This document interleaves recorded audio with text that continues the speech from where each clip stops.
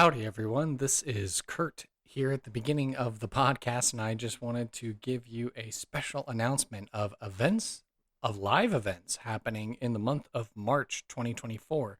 Easter weekend, that is the last weekend in March, the 29th through the 31st, I am going to be at the very first inaugural FateCon TTRPG experience that's going to be happening at the Bob Duncan Center in Arlington, Texas. If you remember from my episode with the five-sided fates, they talked about this con that they were putting on. It's exclusively for Dungeons and Dragons. It's a way to help introduce the hobby to people who may not know about it, and to help provide games for people to be able to hop in and join and play. And because I was so intrigued by it, I applied. And so I'm happy to announce that on Friday, the 29th, I will be doing a live podcast episode. So I'm very excited about that. Can't wait to get that done and to see everyone at FateCon to be able to record that episode. As well as on Saturday, the 30th, I am going to be running 2 different games. That's right. I'm going to be running a level 13 and a level 15 one-shot. The level 13 one is based on our character, Levity Butterleaf, from the podcast. And I'm adapting an MCDM production Where Evil Lies solo boss monster encounter. So you're going to get to fight Magnus the Vampire. Can you capture him alive? Ooh. And then the other level 15 game that I'm going to be running is going to be called Hallowed Be Thy Name. And it is a undead horde meat grinder game in which you are defending the last zone in a line to hold back the undying horde.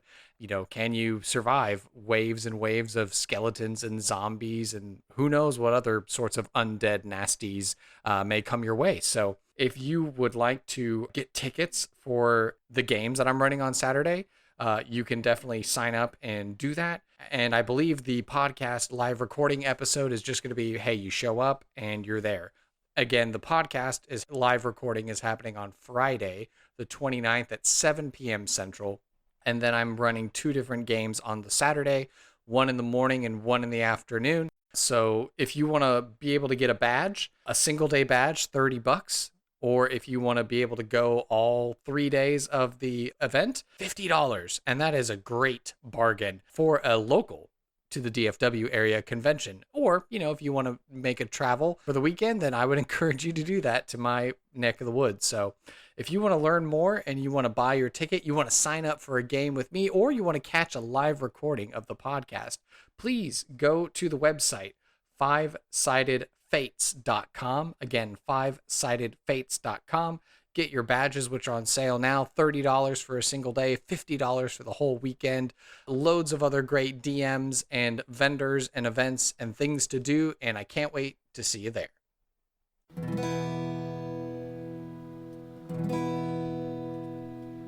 Hark the bardic paladin, who sings and plays again. He tells the tales of glory and weaves a magic story. He'll join you at your table and ask you to share a fable.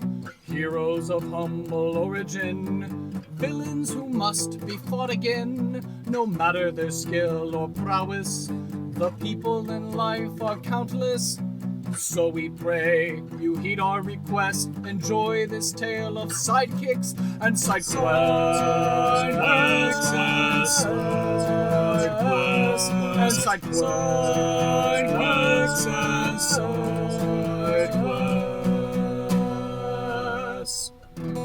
Episode 123, Pyrex and the Ultimate Egg. Welcome to Sidekicks and Side Quests, the Dungeons & Dragons podcast that helps to put humans back into humanity and breathe life into your campaign NPCs with backstory and bravado. That's right, we're building a world, one character at a time. I am your host, Kurt Krenwelge, the Bardic Paladin, and I'll be joining Mandi Quin's table in the Levitating Platter. Hello, and welcome to another exciting episode of Sidekicks and Side Quests, the best unofficial Dungeons and Dragons podcast, in my humbly biased opinion. I've got an awesome guest for you this week, but before I get to my guest, I got to do it. I got to leave you in suspense with the first ad read. This episode is brought to you by my first sponsor, Plus One EXP, and their brand new monthly subscription service for RPG Zine Club. Of course, you've heard me talk about this service. It's a monthly subscription service featuring fresh zines from emerging and expanding creators across the globe. Our way of inviting GMs, players, and zine lovers everywhere to invest more intentionally in the creative community. It's crowdsourced support without crowdfunding. You're getting two 20 to 44 page Staddle Sitch zines. You can pick from story zines, adventure zines, or both. You have the ability to get print and digital or just digital. There is an exclusive Clubhouse Discord channel within Plus One EXP Discord community. You're getting the best prices. You have the ability to manage your subscription portal, and you can add products or change your information. You have the ability to change your frequency of how often you're wanting to be receiving new zines and titles, and you can get what you want. In fact, if you miss something cool and you want to get it, you can add it to your recent month's order in order to get a copy of it. You get a special surprise gift each February after your first anniversary. Again, you're getting access to interviews, how to play videos, and special content for Zine Club titles. And if you get one of our RPG Zine Club passports, you can redeem it for a slice of pizza at a convention that Tony's attending if you fill that passport up. Again, we're sourcing the best voices from across the RPG design community. We curate zines based on the community interest and feedback to help you discover your new favorite creators. It has DIE focus, because Plus One is committed to championing diversity, inclusion, and equity in projects. Creators with diverse experiences make our community better. So Zine Club prioritizes creating equity for all our creators. Your subscription will allow Plus One EXP to more heavily invest in print partners and provide them with potentially life-changing support by consolidating scores or hundreds of purchases as the club grows. So I could sit here and read more and more, and I think the best source to learn more about this awesome program, to sign up for yourself, is if you go to the website rpgzine.club. Again, rpgzine.club. It's part of the website plusoneexp.com, which again, if you're going to go on that site and buy yourself a beard balm, a lip balm, RPG for beards or whatnot, and you're looking for an affiliate code to use on that site, be sure to use the code Randolph at checkout to save some coin on your purchase at no extra cost to you. Again, the code is Randolph at checkout on the website plusoneexp.com, and make sure you check out the brand new monthly subscription service for rpgzine.club. I am so excited to be able to introduce this next contestant, this next guest on the podcast to you. So without further ado, hello, mystery contestant. Would you care to introduce yourself? Tell us who it is that you are and what is it that you do? Hello, I am Mandi Quin, mall mannequin. For the alliteration is part of the joy. I see. I am a little guy on the internet, as very many other people are, but mostly I'm an illustrator and an animator. Oh, wow. That's really cool. Is there anything that you've done that we might recognize or know your work from? Aside from my own streaming art and other random doodles and bobs, Mm-hmm. I did work on an animated television show for a couple seasons by the name of Archer, Ooh. and that was a very fun learning experience. But aside from that, I worked with making like packaging and other printed art before then. But yeah, that's the only thing of note that I've done.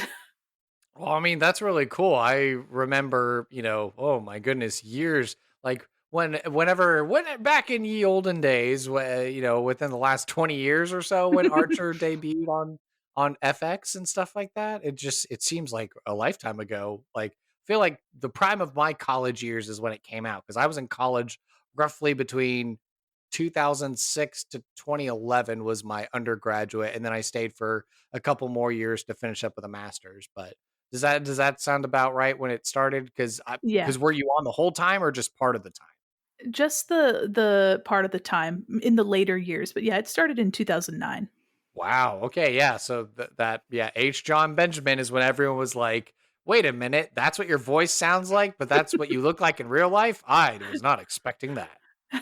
Yeah, the ancient times.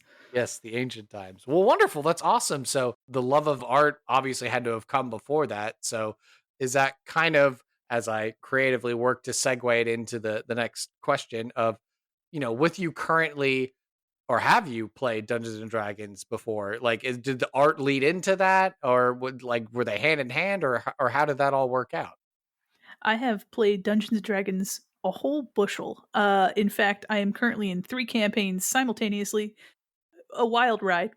Wow. Dermatologists hate me, friends think I'm crazy. But aside from that, the art definitely does play into it. When I was in art college, I had a friend that was really interested in tabletop RPG and played this. We did like a couple sessions of different things here and there, but he really enjoyed like testing things out. Hmm. But Dungeons and Dragons came, I think, about 5 or 6 years ago, and I was in a Salt Marsh campaign for my very first campaign, and that was very fun.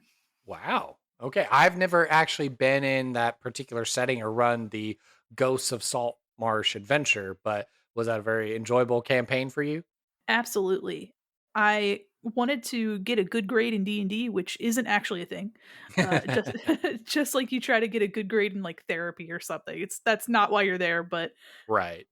I was like, yes, I'm a chatty Cathy. Let me choose a nonverbal type of character, which is a Kenku who has to Mm. use mimicry for speech.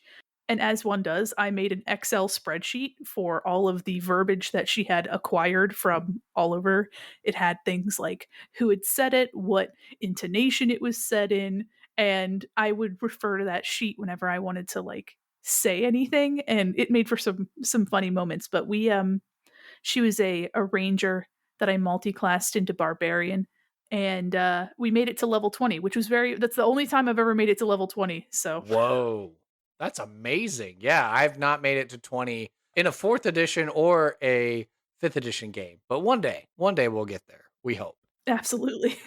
Yeah, no, that sounds great. I know on this particular podcast, we've had like 2 Kenku NPC characters that have been made. And so it's interesting coming into the philosophy behind the mimicry. It's like, oh, are you only stuck doing mimicry? Or does your game homebrew it where it's like, oh no, they can talk. It's just like they just have the uncanny ability to be able to do all the mimicry and stuff like that, which at first I would have come into it like, no, they can only do mimicry. But as I've, played more games and had more podcast interviews and stuff, I'm like, I think it is cool that they can talk. They just have that really good, uncanny ability to be a perfect ventriloquist, if you will. Yeah, I think the fun of it is getting creative with how they do and don't speak. So one of the things that I had thought of for another character, another Kenku, was that they had been sent to school really early on, and there was actually intensive like training and teaching to give them speech via these Mm, people that are like donating vocabulary, so to speak. And with interesting. that uncanny ability to mimic and remember and repeat, if enough words are given, you have enough to work with. And so at that point, then he had enough of a vocabulary to just speak pretty much normally as anyone else would, but it's still through this really intense like learning period, almost like a degree he had to earn Mm. to speak common fluently, so to speak. Oh wow, a common major at university. There we go. Yeah. It's like I studied English in university. It's like that same thing. I was going to say the other way, or rather, the way that I was introduced to following you on social media, not necessarily the Mandy Q, which you did gladly share with me, and now I am following that on social media, so I can hype that up all the time. But you did a really cool and fun, interesting mashup between Dolly Parton as different D&D characters based on her album covers. That's where I fell in love with the art style. Was like, "Oh, this is a fun account. I need to follow this artist because your career shows great promise and we will follow it with interest," kind of a thing. Well, thank you. Yeah, I love Dolly Parton, and I really like D&D. Yeah, just a modest interest in D&D, if you will. Hmm. Just kidding, it's taken over my life, but, yeah, I was thinking about something to put in a portfolio, and so I kinda mashed 2 good loves together, and I thought there was so much potential in, the magic of her music and also making cool armor and weapons and all sorts of fun stuff, so Well, that was now really she's done fun. a rock album, so you could totally do a barbarian variant now, I suppose. Absolutely, yeah. She's just a peach. She's one of the gems we have to hold on to in the society that we're living in currently, and, it was very fun to draw her. It was a lot of time, a lot of effort. There's a couple of people in my personal opinion that I feel like represent America. Like if you had to be like America's grandma and grandpa, I have forgot how the combinations were, but at least I remember one of America's grandpas was Mr. Rogers. Fun fact, part of my music fraternity, Phi Mi Alpha Sinfonia, Betty White was one of the grandmothers, and then Dolly Parton was the other one. So I was like, the exemplifies the best in America. Was in Hard my agree. Yeah, hard agree. There we go. Now it'll elude me as I try and figure out who was the other grandpa. Take that out of context and then share that all over to promote this episode. Who knows? But before we dive off on too many tangents, too many different side quests, I have to ask for the namesake of the show, who has been one of your favorite NPCs or sidekick characters, whether it's been from one of your tabletop games, RPG, video game, movie, film, television, etc. And even though you might be tempted to pick Archer, I'd be very curious if you did, but why has this particular sidekick character or NPC stuck with you? I'm currently in a Waterdeep campaign. It's the only campaign I've ever been in that is in person 100%. Mm. A rarity for me because everything else has been with an online group. And so we started off with the dragon heist campaign, and now we're into the Tome of the Mad Mage. So we've been in Undermountain for like a year, but it's only been weeks in the Right. game. But there's one fella who runs a very particular shop in Waterdeep. It's Zoblob's hobby shop. And so Zoblob, I am unaware if he is an actual character in the book or if my DM was just having a really good time, but he only sells purple items in this shop. They're all purple, only purple. And he's like, "Hello, my name is Zoblob." And it's hilarious every time. And so our party, whenever we go into Zoblob's shop, we pick up and touch almost everything. And it's the same crap, like it's all awful things. They're worthless. And we just pick it up and then we ask how much it's worth and he says it's too much money and then we put it back down. And we're just an annoyance and a bother in the middle of his day. But one of the items I purchased from him was sheet music and I said, "Oh, is it magenta precipitation rather than purple rain?" Mm. And so now in my inventory, I have sheet music for magenta precipitation, as well as a bunch of random purple items because my paladin is too good natured not to buy something when we go in. Mm. So Zoblob is my favorite NPC, just because he's got a weird little shop. He's a weird little guy. That's awesome. Yeah, no, I was not expecting the quirk of like, oh, everything in the shop is purple. It's like, it feels like driving through some part of America and it's like, what's that interesting roadside I've been seeing billboards for? And then you stop and you're like, oh, so everything's purple. Okay, the advertising was not lying. Kind of okay. Absolutely. Yeah, it's I don't and again, I don't know if the DM was just like, this shop is just a shop with some weird things in it," or if that's actually written into the book, but it's hilarious every time because you can tell my DM says, "Guys, please don't spend an hour just in Zoblob's shop. Please don't." And we almost always do, but thankfully for Zoblob and my DM, we've been stuck in Undermountain forever, so not a problem anymore. Well, that just gives me the motivation. Now I have to go hunt down James Hake and see if I can get him on the podcast and then have him, definitively declare whether Zoblob is in fact in the book. And I'll even go check my library and go check it out. And then I'll send you a Twitter DM and let you, well, no, because that'll ruin the surprise, but I'll just let you know whether I looked it up and I will tell you like, that I just looked it up, and I won't ruin the surprise until you tell me the campaign's over, and then I can let that secret fly. But Excellent. Yes. I'm eager to know someday. there we go. And same thing. What has been one of your favorite side quests? Whether it's been from tabletop RPG, movie, film, television, B plot, literature, stage production, whatever it may be. What's been one of your favorite side quests and why? That's a really interesting question. That's a good question. There are so many side quests. I'd have to say weird niche, weird callback. Banjo Kazooie and Banjo Tooie. Having Okay. to collect almost every single little thing under the sun. Rareware could not decide what they didn't want you to grab. So they said, why not have 15 different things to collect in every different level? And the little guys, I want to call them Junimos, but I know that that's Stardew Valley. That's not. But the little are they called like Jengas or something? They're little dudes. Hold on, let me. I have the power of the internet in front of me, but the collecting the little colorful guys, Mm-hmm. I don't know. Junjos, I think is what they're called. Okay. No, I will take your word for it because Jinjo, ginger. Jinjo. Okay. Okay. So it sounds like ginger. Okay. Yeah, they're little. So they're basically little guys, little dudes, and without looking them up, I think little dude is the best way you can equate them. But they're just creepy little guys, and they're all brightly colored, and they just say Jinjo, Jinjo, and they're just there. There's no real explanation as to what they are and why they're there. But you find them and you pick them up and you take them with you. Where do they go? I don't know, but they're around, and they have a king or a queen, and she looks scary because it's those Nintendo 64 graphics, Right.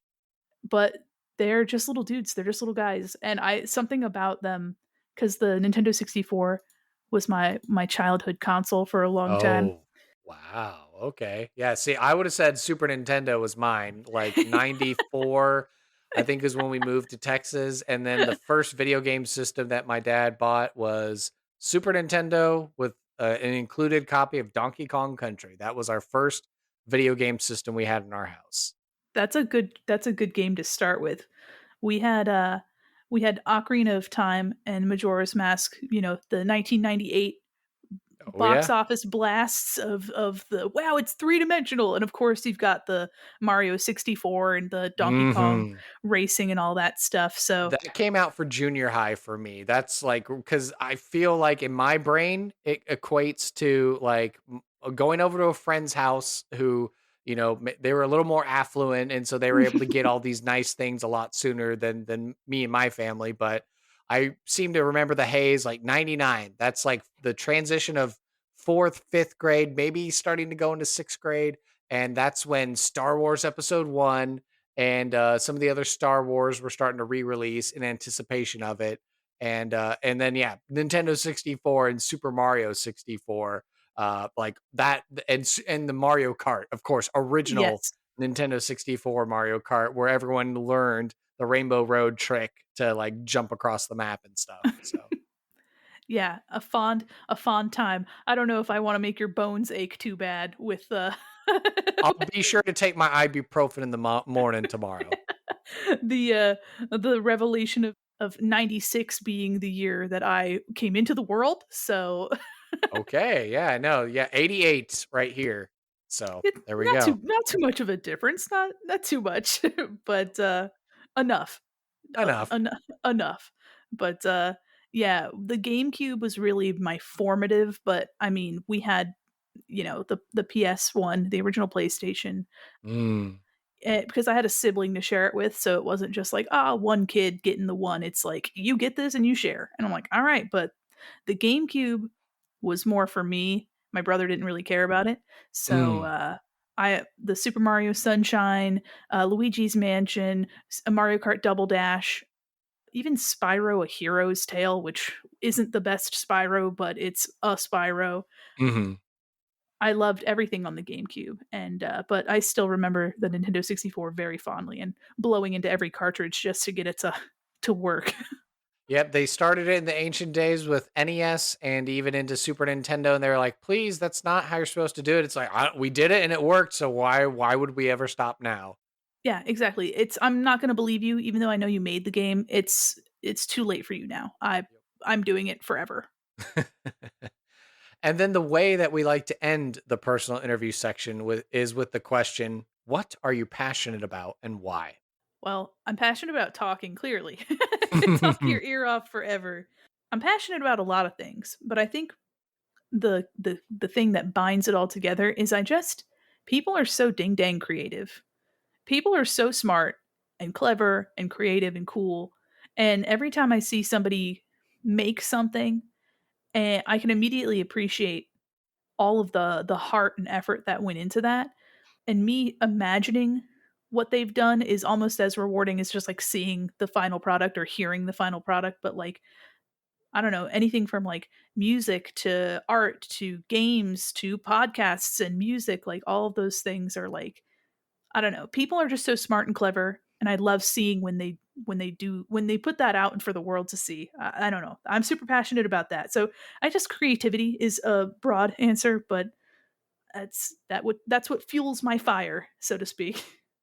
Well, there we go. Yeah, no, I think in this day and age, with the rise of the debates and everything around AI, which, admittedly, for some respects, yeah, sure, AI is great for, crunching something noodly that's like really mundane and it's not super creative. But when we're trying to strive further and further with like, well, let's just take this technology and use it, unethically or not responsibly or not with good guidance and foresight, and we're going to use that now to churn out all of our creative endeavors instead of like a human being taking their heart and soul, themselves, or working collaboratively with a team to put something in front of an audience. Yeah, I think we need that same spirit and appreciation for creativity and for beauty in the world, because we're made for beauty. We see things in the world, we recognize its inherent goodness, and beauty is the way in. So I think we need more of that. Well said. I love that. All right. So it's we've had a great opening here with the personal interview section. That now I think it's time we head into some NPC creation.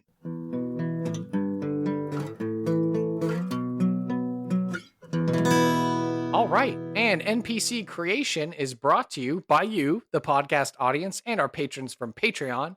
So now is the time of the show where we give a shout out, a loud hurrah, to our generous donors, including our queen of the Patreon, Katie Downey, aka Goblin Katie, as well as our other wealthy level patrons, including Anson Jablinski, Nicholas Cardarelli, as well as good old mom and dad Krenwogi. So thank you all so much for contributing.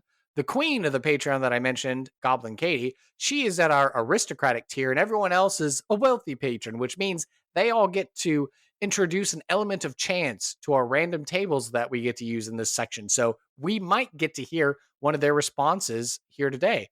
And if you want to learn more about the Patreon and ways to support the podcast, I would totally encourage you to do that. And the way that you're going to do that is by going to my podcast website, going to the show notes below, or just go directly to patreon.com/sidekicks and side quests.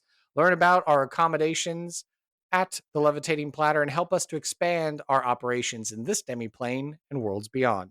So now is the part of the show we get to make up an NPC. We get to make up our own Zoblob or anyone else that we might today. And so the question is, are we going to be working with like an idea that you've brought? Are we generating randomly with tables or doing a combination of both? Or what are we doing today? I have so many characters that just sit up in my noodle all the time, but I think a randomly generated one will be super fun and just riffing off of what we get and making that into something interesting. There we go. And then maybe this character might make a doodly appearance on some streaming, perhaps, to be Absolutely. sprinkled into your campaigns or your audience. Your audience, your community that is like hungry for NPCs. Well, you will serve them one on a silver platter, and then you will hear the myths and the legends grow. So Absolutely. there we go. Okay. So the first question that we ask here is, what is the name of our character? Let's roll a d20 and figure that out. All right. Let me roll it. I got a solid 11. Solid 11. All right. And your answer was suggested by my dad, Patreon supporter Wayne Krenwogi. Pyrex. Oh, I love that. Very handy and useful. Practical name. Yes, there we go. Yes, so we're working. So Pyrex, okay, Pyrex. So maybe similar to something you might find in the kitchen, but we'll see. We'll see. Could go completely different direction. The next question we have to ask ourselves: what is the ancestry of this character? We generate this by rolling 2d10s for a d100 effect. Ooh, okay. Let me get my d10s here. All right. I got double zeros and a 50. Okay, so 50. Okay, so let's scroll. Or wait, 50 or 5? 50. I had 50. my two d10s, my percentages, my percentiles. Okay, thank you for clarifying because sometimes you're like, wait a minute, which way is it supposed to go? Yeah, I think it's just straight up 50. Perfect. So, Pyrex is a harengon, a rabbit folk. Ooh. Aw.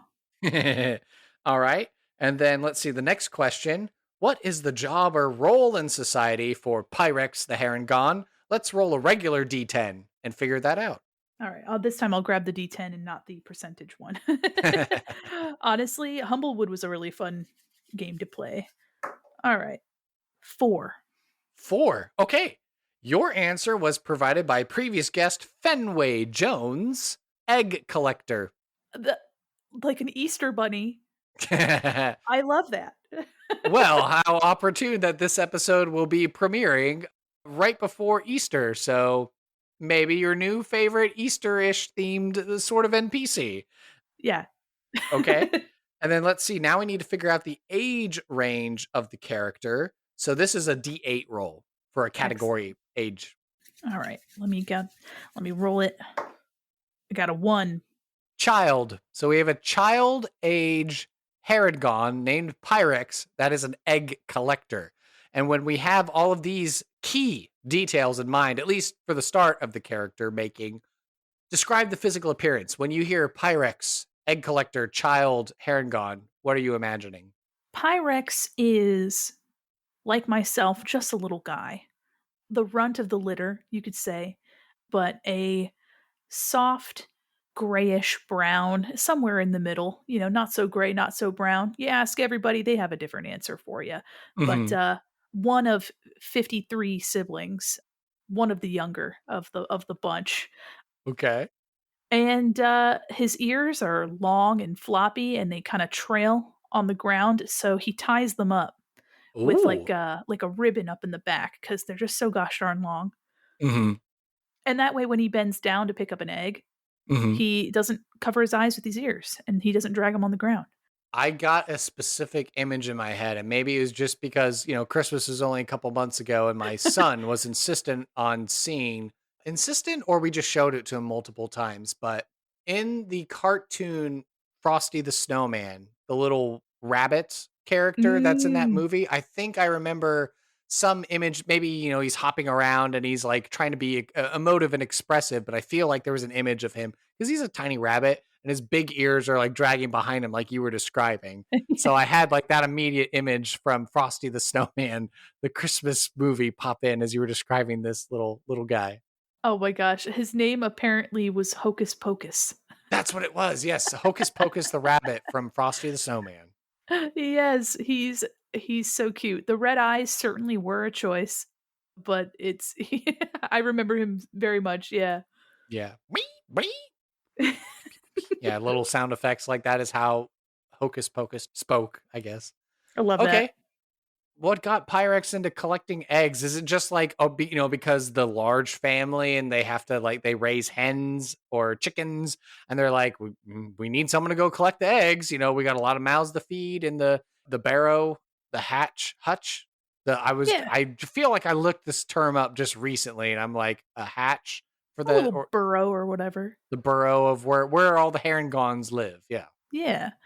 I think it's definitely out of the necessity they have. They're raising those chickens and they probably sell some of their own produce and, they've got a farm stand and all that good stuff. But I like to think that being a youngster and being a runt, Hmm. all the older siblings hate collecting eggs because the Mm, hens can be kind of ornery and peck at your little hands. So mm. they're like, "Hey, Pyrex, you go off and you collect the eggs for us. We don't want to do that." Or, "It's so much fun, Pyrex. It's a great job, Pyrex." And he's like, "Yeah, that sounds great. I don't know any better." And he goes in there and he gets his little hands pecked. But I like to Aw. think that over time he befriends the hens, and it becomes one of his favorite things to do every day. So he's like a chicken whisperer, A hen whisperer, yeah. a hen whisperer. Oh, what was it? I'm sure there was some viral video that went around of like the little boy that like hugs the chicken. Is that how we're imagining Pyrex? He's Yeah. like, "This is Henrietta. She's my friend." Yes, I know exactly the video you're talking about. Just this little boy just on the ground hugging this little chicken. I love that. Yeah. Okay. All right. Cool. I dig. Okay. So yeah. So families supporting, with eating the eggs and being able to sell some. So are you imagine? So this isn't necessarily maybe like a Feywild sort of harengon. It's like mundane world, and then this is just a very agrarian society hamlet we find ourselves in, and then we're meeting Pyrex with all the family selling the eggs or just going about his day or something. Yeah, I feel like they've found their way somewhere along the Sword Coast, tucked off in a suburban side grove of some sort.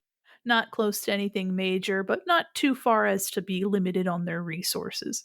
Okay, all right. All right. So I'm getting an idea. So, kind of to help us go along as we're discovering the character, we like all of our NPCs on this podcast to have something valuable on them. So, that can be a valuable item, a piece of lore, a secret, or an ideal or concept that the character ascribes to. So, this is a combo roll. So, we're going to do a D4 for the category and then the D6 for the particular thing.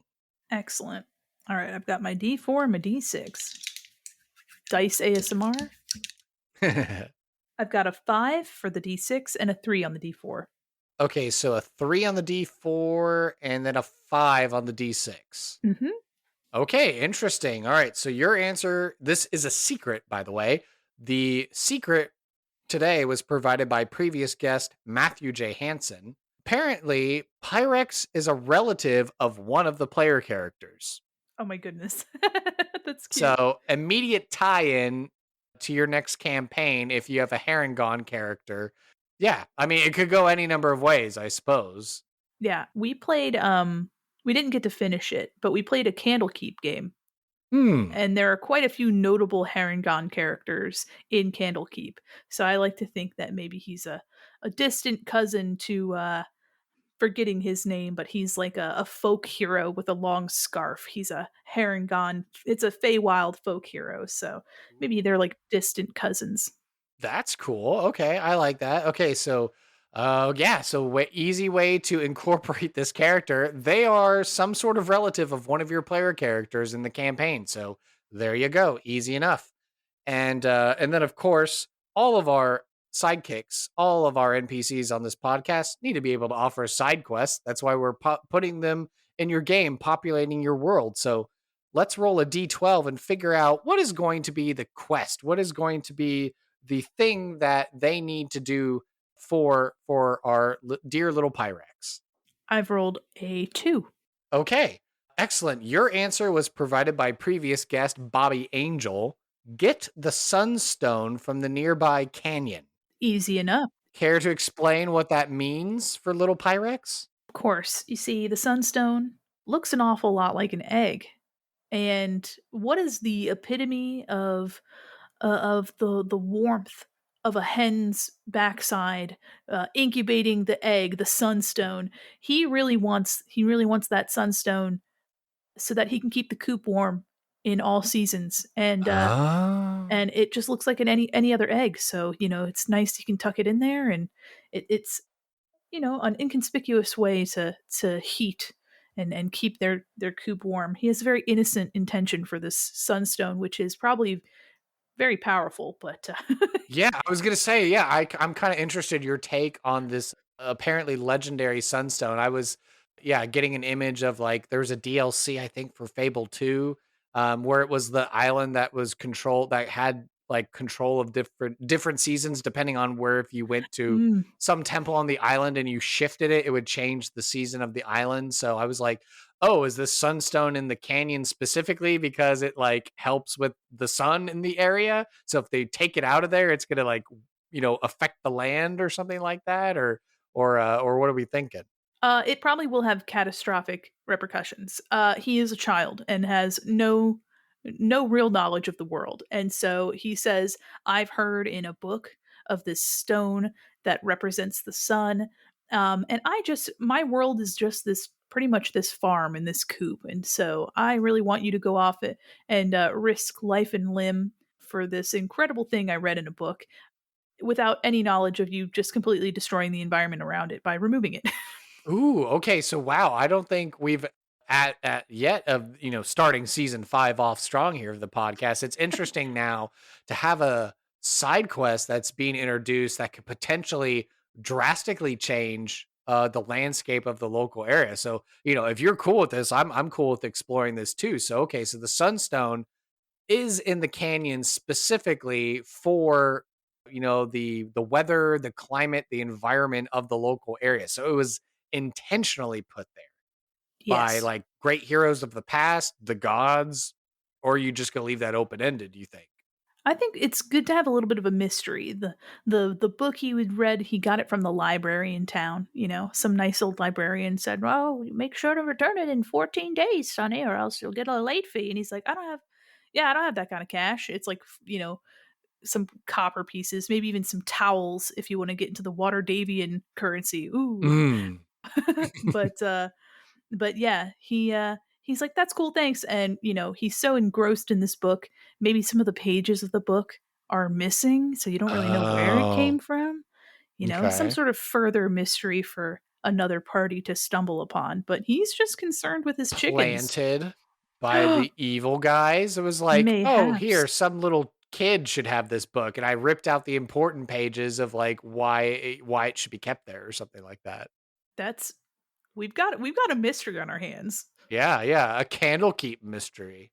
Ba ba ba.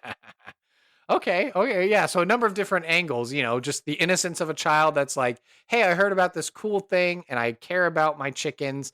I want them to be warm all year long. So you should get this sunstone, okay. Or, the kid was given the book, mysteriously found it and then read about it and then is just like been obsessed with this idea of getting it. But obviously he's a kid. He's got to take care of the chickens. He can't go get the sunstone. So the adventurers come by and he, gives them this tale, this mission. Okay. Yeah, and his payment for these heroes, eggs. Okay, so that's the reward. So if they succeed, they bring him the sunstone. He inters it in a place of honor within this coop. Now suddenly very comfortable and the chickens love it. So he's going to reward them with eggs. Absolutely, and he's gonna get the best eggs. He Mm. says, "You know what? This is the quest that really will set my coop apart from other coops." I don't know Mm. if there are many other coops that have a sunstone kicking around. I don't think so. Right. He's very proud of it now. But they've got a variety of chickens. So they have eggs that are kind of blue, they've got eggs that are speckled. He finds the best, largest, most beautiful eggs and he puts them in a basket that is brightly colored. Maybe there's some chocolates also in this basket and that Mm. really annoying little shredded paper nonsense. And he puts a nice bow at the top and it is an Easter basket full of the best eggs that his hens could make. Wow. Do they have to come back in order for the like in Zelda or any of these other games that we've loved growing up? It's like, oh, come back in 3 days, and then I'll have your Easter basket ready. Yeah, you know what? They'll have a little bit of a period. He's like, I need these girls, these ladies, to make cook up a good batch now that they've got their sunstone. So if you return in a couple days, we'll have this. I need to get this right. Also, I need to ask my mom if it's cool if I use one of her baskets because I mean I just can't go in there and grab one of her baskets. She weaves them by hand. I need to ask first, but Right. she gives the okay because she thinks that he's just making up things, that he's making up stories. But no, there's actually a party of adventurers that have helped him get a mythical stone, Hmm. but kids and their silly imaginations. Right. Of course. Yeah. Okay. I was see you were describing like these hens basking in the warmth of the sunstone, and then I was thinking like one chicken just like produces an ostrich-sized egg. It's like I don't know how that came out of you, but this is gonna be probably, like, however many yolks inside of this egg, it's gonna be delicious. Yeah, it's huge, and, it's in the center of the basket with, like, a little ring of the smaller eggs around it, like it's Mm, the crown jewel of their basket. okay. And so then as time goes on, the family is gonna prosper, right? Because they have the Sunstone now. Absolutely. It'll be a very mild prosper. It'll Mm, just be an uptick in egg production and quality. I'm mm, sure word will get around that they've got some really good eggs, but it is painfully mundane. It is nothing, no fame or fortune, because he's just a little guy. He does not mm. actually think that this stone is worth anything other than this was in a book I read. But yeah, they get some mild attention in a positive way just for having a really awesome egg, you know? Got Yeah. dang, got love them eggs. Yeah, I was gonna say some famous chef from the big metropolis over is like, "Oh, no, no, no. I only go to this coop to get my eggs for the finest dishes that I charge a ridiculous amount of money for because, these are like organic, fresh eggs from the farm, don't you know?" I got people all the way in El Terrell asking for these things, and you're like, "Wow, that's a lot. Is it still in Avernus?" He's like, "No, no, they came back up ages ago." And you're like, "Oh, okay, okay." Okay, all right. So then the we know the reward is going to be, the players, the party is going to receive their own Easter basket as a show of appreciation and thanks from our young little Pyrex.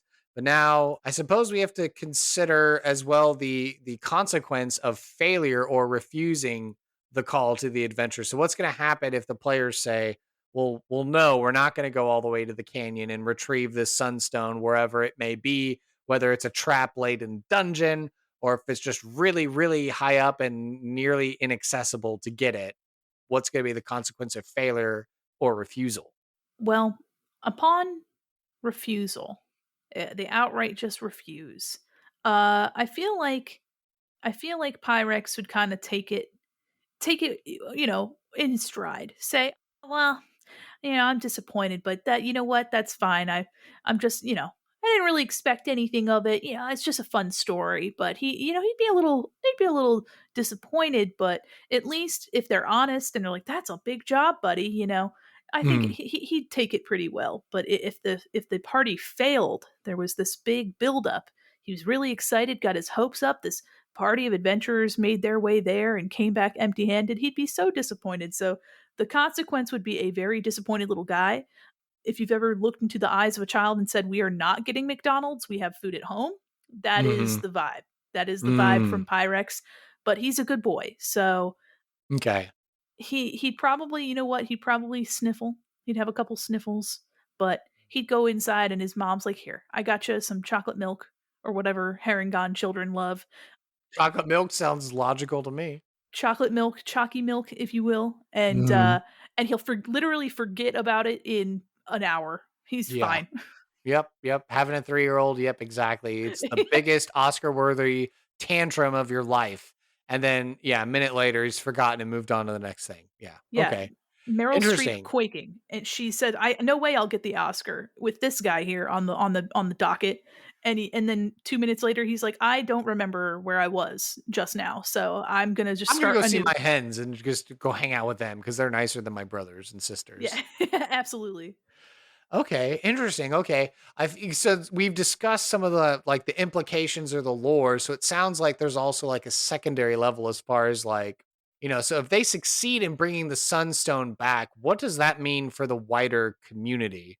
Like, obviously, you can specify if you want it to go super deep or not, but like, what kinds of things should be happening, or we expect to be happening in the region in the area if the Sunstone is removed? I think the canyon will be far enough that they will have no idea of the repercussions of the canyon. The Mhm. canyon plunged into darkness, probably in eternal winter. Who knows? Who cares? Ignorance is bliss. They don't have any Mm. idea. But the greater community around the Sunstone in the coop will probably have easier winters. It won't Mm. be blazing hot, but I feel like the winters will be very mild. It'll be more of like a spring. The crops will probably do very well. Mm. Some of the plants that were maybe a little invasive but are better off in warmer climates, those will kind of thrive and it'll turn into, let's say, like a northern Florida is what Okay. happens to this area. And they can grow a lot of stuff. They're living and loving it. Okay. So it's kind of almost like an effect of like the druid's plant growth spell. So it's like like within a mile or something like that. So it's like a Yeah. mile within the sunstone, like rich crops. The animals are doing great. So that has wider effects for the local community, like the rest of the farm. Suddenly, maybe the older brothers and sisters are having to tend to some of the other animals. Suddenly, the cows are making richer milk and cream. The bacon is even more juicy and tender whenever we make that, and cheese is great. All these other things that, like, doing this is going to help this local community within a mile of it. But then I was getting an image of my head from like Indiana Jones and the Temple of Doom, like the Shankara stone, that's in the movie, of like, oh, the local community believes this is a sacred item and object, and it grants prosperity to that region and area. So if you steal it, take it from its place of resting in the canyon, you're dooming an entirely different agricultural community that depended on the sunstone in order to make that area thrive. Like you were saying, it plunges into winter, or there's just like a unnatural supernatural sort of drought that overtakes it, and now there's like an abandoned town or something in the canyon. Or hopefully you're not getting into the darker elements of like, oh, everyone's starved and it was it was awful and stuff like that. You could gloss that over and just be like, oh, there was a town here, and when you go back there to check it out, because it was like you just beelined for the sunstone and completely ignored the farming village or whatever, no one's there anymore. Like it's abandoned. Yeah, they evacuated. They're all fine, but yeah, they were like, "Dang, what is up with this random bout of drought, this drought bout, if you will." Hmm. But yeah, nobody in town knows why suddenly they've had an onslaught of more positive growth in all aspects. No one has any idea because no one even would think that this kid had something so valuable, and it's tucked up in a chicken coop somewhere. So Right. it's just there, and there's no rhyme or reason. I like to think that it was enough of a, maybe they were already heading into spring, so it wasn't as noticeable, and they just thought it was a really Mm. good season, and it's just been like that since. Yeah, and so as the players continually come back to Pyrex, because obviously Pyrex has the best eggs that they know of, and word starts spreading, and everyone's like, huh, this area all of a sudden is just doing really well. We have no idea why. Shrug, oh well, I guess we were blessed by the druids or something. Yeah. Keep going on. Meanwhile, this other community in the canyon and the surrounding area just turns more into a desolate wasteland, and everyone's like, "Oh, we've been suffering, in such misery over here." Like so many towns have had to abandon the local area in this canyon area over here because like nothing can grow anymore or whatever it was. Yeah, unfortunate for them, fortunate for the Harengons. So, okay, so that's the greater impact then, as far as taking the sunstone from its resting place. So that could, I guess, you would think reasonably feed into a reason as to why they could fail. Like if they actually go to the community and they talk to them, and they're like, "No, that thing is there for a reason. Because if we didn't have it there, we'd all like, we wouldn't be able to farm and live here anymore. Because if the sunstone's taken out, then our way of life here can't exist," kind of a thing. Definitely, yeah. Okay, yeah, and then of course, as we've discussed, if they break it to a little Pyrex and say, "Sorry, buddy, we couldn't do it, we lost it, or we couldn't get it," then he's sad, and you have to live with that on your conscience. But in 5 minutes he'll be fine. So, kind of really Yeah, interesting. Yeah, kind of a very information sensitive, depending on if your players really care or not to investigate this thing the whole way through. absolutely. All right. And then do you feel like that pretty well fleshes out the character, or were you interested in exploring some of these more optional questions? I think we covered the impact made on the world for sure. Sure. And I think I like the question of how does it affect the general personality of our little guy. I Yeah. think I think too he's humble enough where he doesn't really know the actual importance and power of this stone. And I'm sure that, like many other things in childhood, as he grows up, he's probably even forgotten that was something he ever got. So he just grows up and starts his own family and lives prosperously, and he's I like to think that it doesn't change him because he just plumb forgets that there's any semblance of anything important about the farm. He just wants to do the best he can, and that's what drives him. Interesting. Yeah, I was gonna say, or if someone decides to take Pyrex and convert them into a player character, like the humble beginnings of a ranger or a druid or something like a MCDM beast heart kind of a class. If you Absolutely, have yeah. your chicken companion that's like attack chicken, or no, then it's like the Shmo Yoho chicken attack song. Yes. Yeah, absolutely. Yeah. The Easter Bunny's going around and he has the chicken attack, pecks your eyes out or something like that. That'd be very funny. But okay, so it's so cool. It sounds like we've got our character made, and now it's time to throw Pyrex into not a fire, but a random encounter.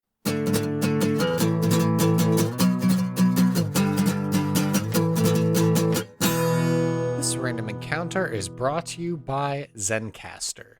Now, ever since I've heard about Zencastr from Dane and Benjamin over at the Dispel Magic podcast, I've just been wildly impressed using this. It's what I've been able to get those podcasts recorded, and then I've been able to take the audio, get that edited, and get it out to you.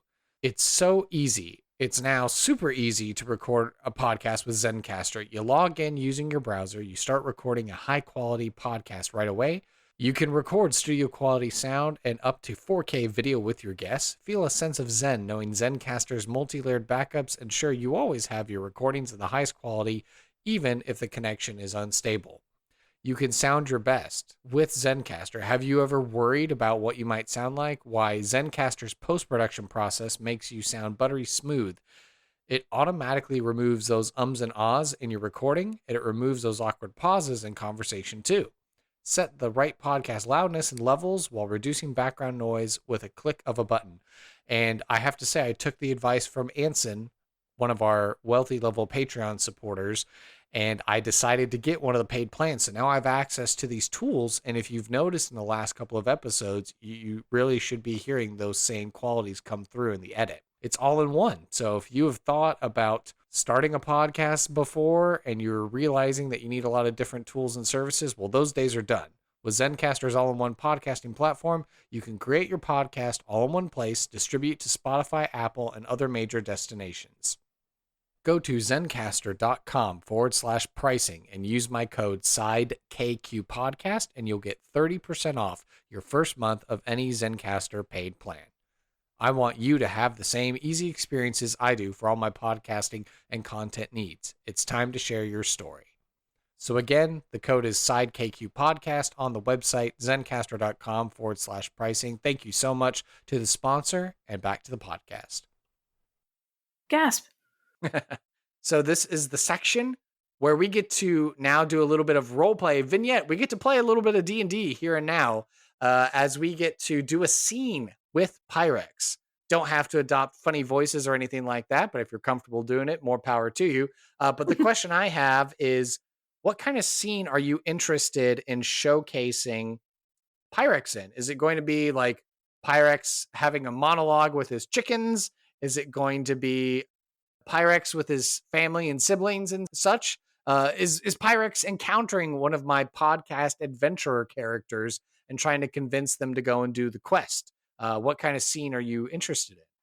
I like the idea of the adventurers coming back to claim their Easter basket, probably under the impression that it's not going to be that awesome, but that Mm. it turns out to be really awesome. Like, this is a cool basket. Anybody that likes anything as a gift is like, dang, that is a sick Easter basket. And I want him to beam with pride as he drags this basket because he is so tiny. I want him to beam with pride as these adventurers are like, that's actually a really dope basket, actually. Okay, so we're taking it to the end where where one of the podcast adventurer characters has already accepted the quest and is now coming back to claim their just rewards. Yes. Okay, so we have a whole cast to choose from. So we have Duncan, who is the recklessly brave adventurer for hire, happy-go-lucky, chaotic good, no task too big, no feat too small, that sort of a guy. We've got Sonia, who's the warrior woman. She started off as a barbarian and then multiclassed into a paladin. She is a paladin who serves a god who seeks to redeem the undead. We have Chrisley, who is the herbalist, botanist, wood elf druid from the Woad, who then multiclassed into a cleric who serves the god of living memory. We have Korak, the lawful evil arcane trickster roguish dwarf. I know I mixed up Korak and Chrisley because Korak comes before Chrisley in the order. We have Orion, who is the astral elf illusionist wizard. And then we've got Agape, who is the lilac colored tiefling Sorlock. She started off as a wild magic sorcerer, Feywild stuff in her blood, and then she just recently multiclassed into an Archfey Warlock pact with Prosperina, one of the other NPCs made on this podcast. So, with those characters in mind, you can choose one of those, or if none of those sound good, then you can make up a completely. We can make up a completely different one if you want. I I am a sucker for tieflings, so I'll have to go with Agape because I think I love tieflings so much. Okay, Agape. All right. So then, would you care to set the scene, or would you like for me to set the scene? I can set it up, get my imagination juices flowing. The farm is kind of muddy, kind of soppy from a recent rain, which with the sunstone won't be so much of a problem. There will be rain, but it won't be so dour as it is today. And it's that early spring. It's probably a little gray, and the hero returns with their satchel with that nice little stone tucked into it. It's nice and warm in the dour weather, and without much expectation approaches this farm. There's a little chicken coop in the back, and they see a little bunny tail sticking out. He's got his feet hanging out of this little door that lifts so that you can take the eggs from the side of the coop without having to go inside the coop. And he hears the approach of somebody on the farm, and he hops down and dusts himself off, probably licks his hand and smooths back his hair just to be presentable to this very lovely tiefling person. And he's got that he's ready. Yeah, and Agape had finished up her last adventure for Prosperina because they were back in the community, this mageocracy industrial sort of community that's forming up against nature. This one zone that this Archfey Prosperina has been covertly working and trying to steer the society in the correct direction.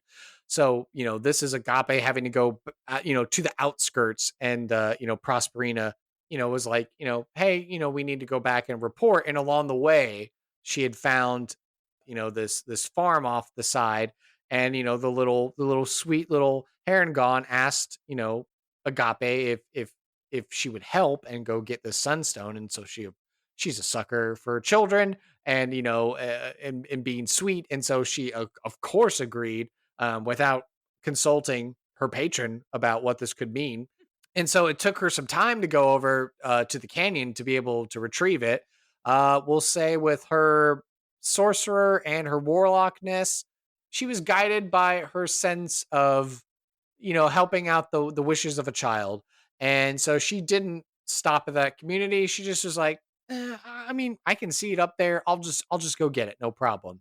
And so then she came back, and she happily is jaunting, and she'll say, hello, hello, Pyrex, are you here? Hello? He scurries out from behind the coop, dusts himself off. He's like, "I'm here. I'm here. I know I'm tiny. I'm here." Oh, lovely to see you. Yes, yes. I was just remembering my last adventure with Penance, the clairvoyant. She was fun. And she's having a grand conversation with Prosperina, so on the road back to headquarters, and this was easy to get for you. And she reaches into her satchel, and she pulls out, maybe it does kind of look like the Shankara stone from Indiana Jones and the Temple of Doom, but it like this amber golden rock that's egg shaped, but it's got some markings on it. Not too unlike maybe how some unique chicken eggs may appear. But about this, fits well in the size of her hand. It would probably be a double hand hold for Pyrex to hold on to. And she's like, "Well, here you go. Yeah, it was really easy to get up there. Some climbing. I had to, get some big spiders out of the way, but yeah, we easy enough to get. It was just sitting there. So yeah, here you go." His eyes light up and he holds out his hands like, the Oliver Twist asking for more gruel, please.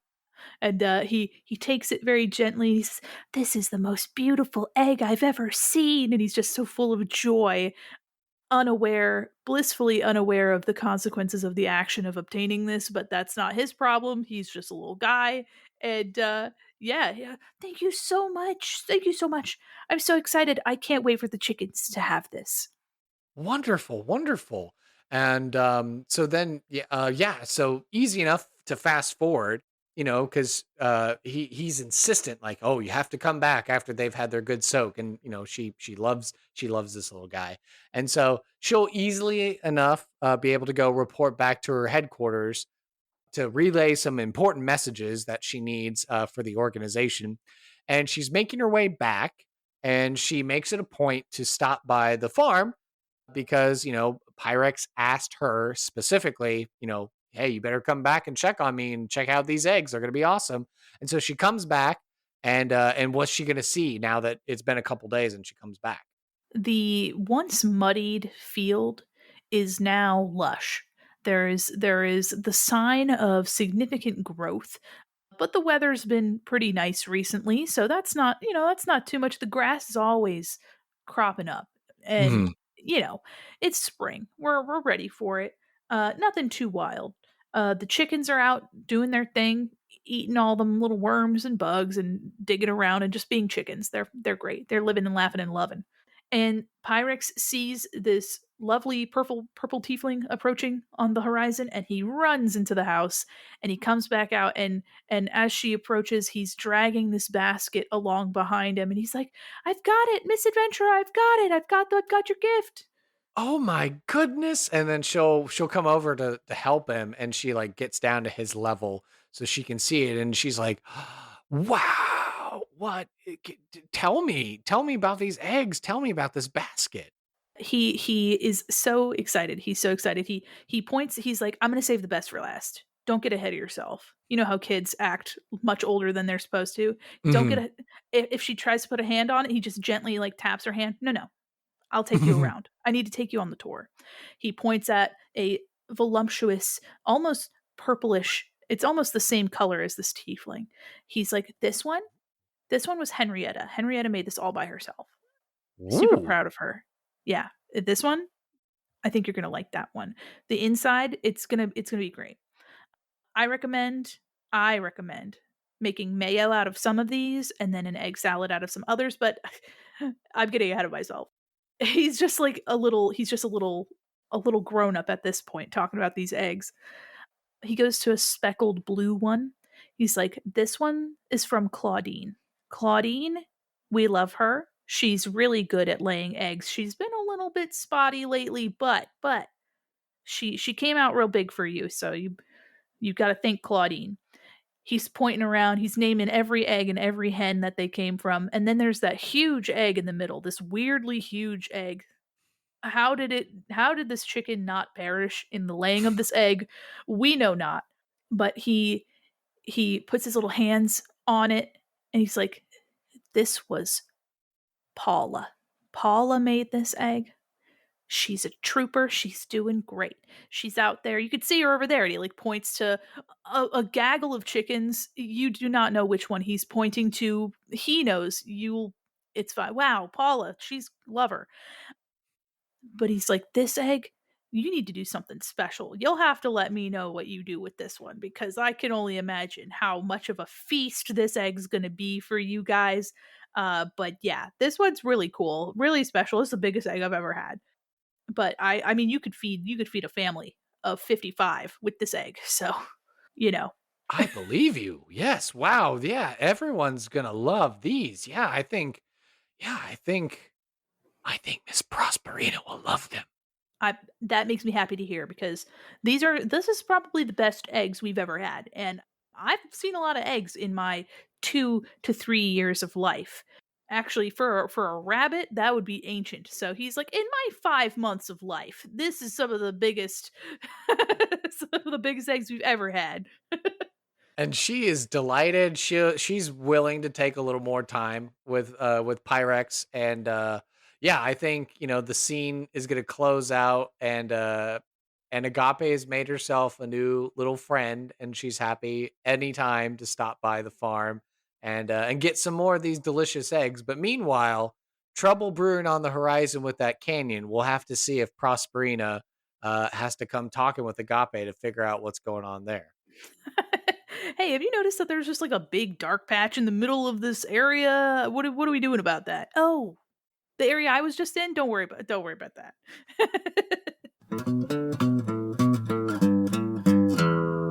And scene. Yeah, so I think we did it. So what did you think getting to play Pyrex? I love Pyrex. He's the best little guy. He's just I think exploring like simple pleasures in that he doesn't have forethought. He's a kid. And the all or nothing mentality of like, you mentioned having like the Oscar worthy meltdown of a child only to forget it really shortly after.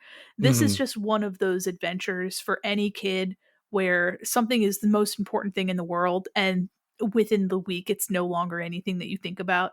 Mhm. But the fact that this is something that's happened to him, he'll have a very pleasant memory. But as for the consequence, who's to say if he ever figures out what happened or connects any of those dots? But I think it's a fun playing children characters isn't something I get to do very often. But Mhm. it's fun if you tap into it just being simple, them being Right. simple. Their motivations are very simple, and because Honest. yes. Brutally honest as well. Absolutely. And all my characters have tragic backstories, but this little guy doesn't, except for the tragedy of the removal of the sunstone from the canyon. But hey, Mhm. not his monkey, not his circus. You know what I mean? He doesn't know. Right. Yeah, maybe some creative DM will help assuage the guilt, and it's like, oh, it's like a canyon of evil or something like that, and they stole the Sunstone many generations ago. So it could be like a good thing, that good quote unquote thing that happens, or at least makes you feel less guilty about it. But yeah, no, I mean there's got to be balance and consequences and stuff like that. This is a real world, and real people live in it, and so you got to live with your choices. And so maybe we'll see the next time Agape comes around. Maybe Prosperina has to go up to the farm and go talk with Pyrex and just be like, hey, we can't have this, because of XYZ reasons or something like that. That'd be a very grown up conversation for Pyrex to have. But then does he forget it a week later or something? Who knows? Who knows? He'll definitely have those memories of the biggest egg he ever did have. Well, then who knows? Maybe it'll motivate him, like you were talking about. He grows up, and maybe he decides to, return the Sunstone, and he starts his chicken farm out there, so that he knows he can get like the best chickens or whatever. Absolutely. There you go. Some potential world building lore that we've figured out here in the final thoughts section of the show. But I always like to leave this section for the guests. So any other pieces of feedback, and what did you think of your time on the podcast, and all that good sort of stuff. I thought it was a blast. I love the idea of coming together just to make something that has potential and bring to life something kind of silly, having all these names to pick from and all these different things. I think it's so fun, and I don't often get to do something like this. Actually, I've never gotten to do something like this, so I really enjoyed it, and I appreciate you having me. But yeah, feedback, I love it. That's my feedback. Awesome. Yeah, no, I really do appreciate it. It's not just me fishing for compliments or something like that, or trying to stroke my ego or anything of that nature. So I'm just trying to provide a community service, if you will, with this little podcast. Finally made it past. I get 11,000 downloads in total now at this point, in just now starting 5 seasons. So I hope somewhere in this catalog there's NPCs that'll help populate worlds or be part of people's backstories for their characters and whatnot. And so who knows, Pyrex will maybe factor into yours. But before we close out the podcast, I always like to leave the platform, the stage, the microphone, the soapbox over to the guests. So, where can people find you online? Where can we go to see some of your art, your work? Where can we support you? All that good stuff. And then, are there any passions and causes we need to be made aware of? I am, as I mentioned, I'm a mall mannequin. I'm a VTuber. So my Twitter is malldummyVT, and you can find me on Twitch. I stream art and I play some games, but I mostly draw on Twitch multiple times a week, and that's at just malldummy. And yeah, you could pretty much everything should be linked around from there. But if you feel so impassioned as to seek me out, you should be able to find what you need around there. As for any causes, I mean, nothing in particular, but I mean, just be kind, rewind, and I don't know, just I'm just a little guy on the internet, as many of us are, like I said. So I mean, just be kind, be nice to people, and be nice to yourself. And that's that's about it. That's all I got. Excellent. I think that's a great message to pass along. So, Mandy, thank you so much for your time on the podcast. I can't wait to have you back on to make even more interesting NPCs. Thank you. Thank you for listening to this episode of Sidekicks and Side Quests. Be sure to subscribe to the podcast through Apple Podcast, Google Play, Spotify, Amazon Music, and Overcast, or feel free to save the RSS feed to use the app of your choice.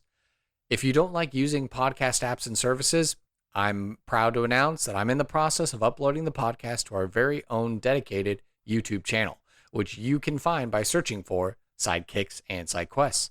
All future episodes should automatically publish to our YouTube channel. Visit our website, sidekicksandsidequests.com, for links, write-ups of the NPCs, and to learn more about the show and the guests who have been on it. To stay up to date and interact via social media, you can follow the podcast on Facebook, Instagram, and the corresponding threads, Twitter, now rebranded X, and Reddit by searching for SideKQ Podcast. You can now also find a very tiny community on Discord as well. I would love to talk D&D and showcase your fan art, stories of how you used our NPCs, discussions, and commentary. If you'd like to hail the bard, simply send me an email at sidekicksandsidequests@gmail.com. To help this show be the resource it's meant to be, I ask that you please leave a review on iTunes, 5 stars if you please, to help spread the word and share our podcast with your friends and family. Whether you're a veteran player or an aspiring dungeon master, there's something here for everyone, and I want to hear about it. As mentioned in the NPC creation section of the show, I do in fact have a Patreon for the podcast. If you love this podcast and you want to help support us and take our show to the next level, I would appreciate it if you would go to patreon.com/sidekicks and sidequests. No matter your lifestyle expenses, we have wonderful rewards at every level of Patreon membership tier. Modest, comfortable, wealthy, and aristocratic accommodations await, and we welcome all patrons to the Levitating Platter. Seriously, your financial support allows for this passion project to continue to invest in itself through the tools that will take our production to the next level, as well as provide more content for our patrons and the community at large. Please consider supporting me on Patreon if you can. Sidekicks and Side Quests is unofficial fan content permitted under the fan content policy, meaning I'm not approved or endorsed by Wizards. Portions of the materials used are property of Wizards of the Coast. Copyright Wizards of the Coast, LLC. Thank you for your support, and I'll see you at the pub next time. Bar to rock on 1, 2, 1, 2, 3, 4.